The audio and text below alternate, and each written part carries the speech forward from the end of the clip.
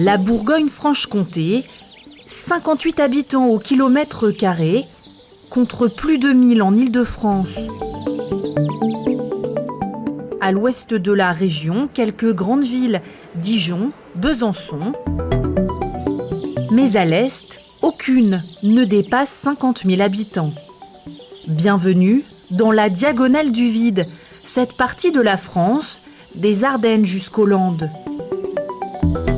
Mais le vide, c'est aussi l'espace, denrées rares dans les grandes villes.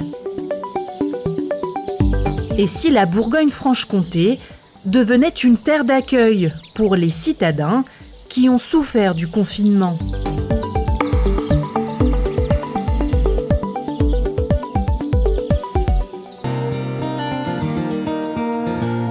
Attirer, vendre le département, la Nièvre, c'est le travail de Stéphane Bénédite, à la tête de l'agence d'attractivité. L'été dernier, il a eu une idée, payer des vacances à 58 familles dans la Nièvre pour les convaincre de s'y installer. Opération Essayer la Nièvre. On a joué sur le pari de la relation via la découverte pendant une période agréable qui est un congé et des rencontres avec des citoyens, des chefs d'entreprise, des élus locaux qui vont leur raconter effectivement comment on vit dans la Nièvre et surtout lorsqu'on veut porter et faire un projet dans le cadre d'un changement de vie, les accompagner pour leur faciliter effectivement leur installation dans notre département. Est-ce que ça marche? Là, l'été dernier, vous avez accueilli donc 58 familles. Quels sont les résultats? Écoutez, 19 familles ont entamé, j'insiste bien, un processus d'installation. Il faut savoir que, vous savez, une installation, ça peut durer 3 ans. Mais ils construisent... Ça peut être résidence secondaire, voilà, c'est le cas. résidence principale. Nous avons 5 ou 6 de têtes propriétaires de résidences secondaires maintenant. Nous en avons qui ont acheté un bien pour faire du télétravail, en fait, parce qu'ils sont chefs d'entreprise. Ils se sont aperçus que, vu le loyer qu'ils payaient à Paris, qu'ils pouvaient être propriétaires chez nous. D'accord ? Pour vous donner une idée, nous, le prix du mètre carré à l'acquisition, c'est moins de 1 000 €. Donc, ça, c'est votre argument massue pour des Parisiens qui regardent et qui voient 10 000 € le mètre carré à Paris. J'aime bien le rappeler pour autant parce que ça fait partie de la checklist des arguments qui pèsent pour l'envie de quitter la ville, quoi. Je vous laisse rentrer d'abord, Stéphane. Stéphane Bénédite nous emmène à la rencontre d'une des participantes à la fameuse semaine de découverte. Bonjour. Bonjour. Isabelle Bazin a essayé la Nièvre et elle l'a adoptée.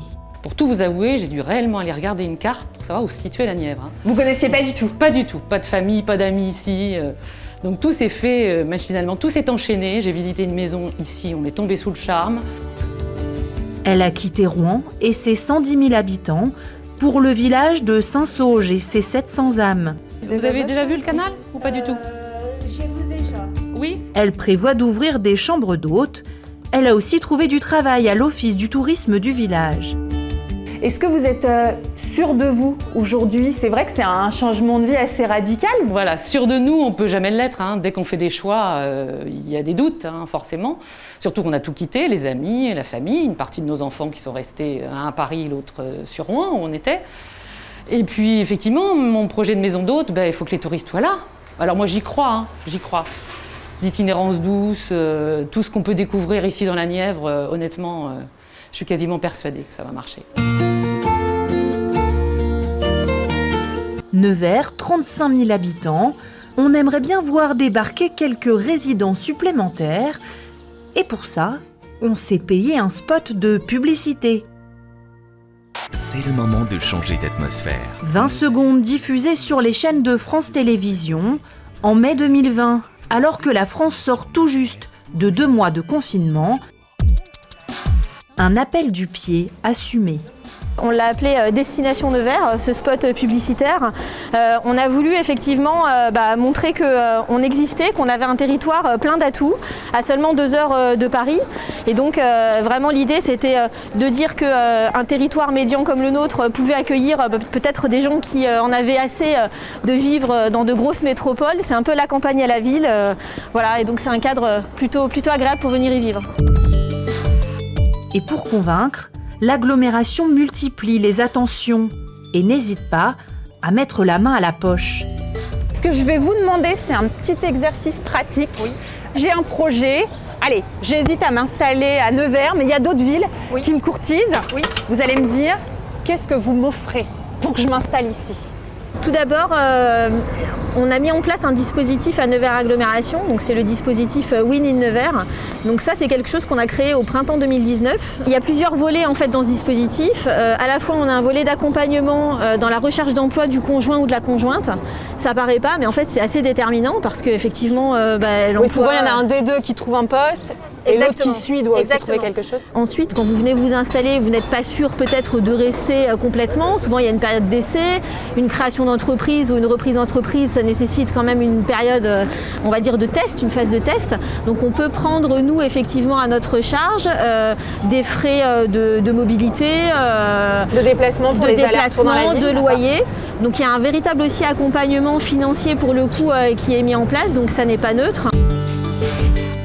Si Amandine Bougelila sait vanter les forces de Nevers, elle en connaît aussi les faiblesses. Et quelles sont les craintes des gens? Quelles sont les choses sur lesquelles vous travaillez pour essayer de convaincre les gens? Il est clair que quand quelqu'un vient s'installer, il est attentif à l'offre médicale, la difficulté de trouver de nouveaux médecins.